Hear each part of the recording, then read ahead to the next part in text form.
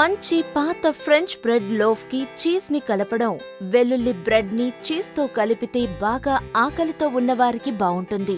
మరియు ఈ సులువైన తయారీని రుచికరమైన అమూల్ బటర్ మరియు అమూల్ చీజ్ సహాయంతో ఇంటి వద్ద చేయవచ్చు.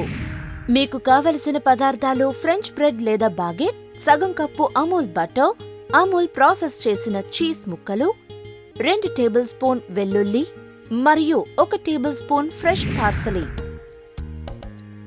మొదట బ్రెడ్ను 1 సెంటీమీటర్ మందపాటి ముక్కలుగా చేయాలి. టాపింగ్ తయారు చేయడానికి వెల్లుల్లిని సన్నగా తరగాలి, పార్సలీని కూడా సన్నగా తరగాలి. ఈ 2 పదార్థాలను చిన్న గిన్నెలోకి తీసుకుని 2 టేబుల్ స్పూన్ల అమూల్ బటర్తో బాగా కలపాలి.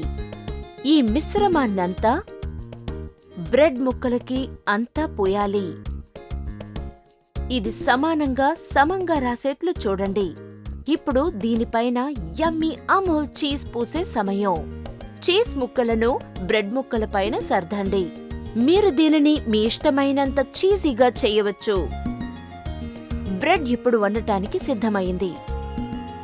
స్టవ్ మీద సమతలంగా ఉన్న పెనం తీసుకోండి. బ్రెడ్ ముక్కలను దానిమీద పరిచి మూతపెట్టండి.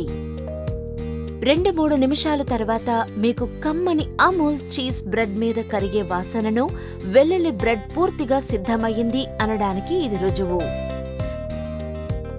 చీజ్ మొత్తం మీకు కావలసిన విధంగా కరిగిన తర్వాత ఒకసారి చూడండి.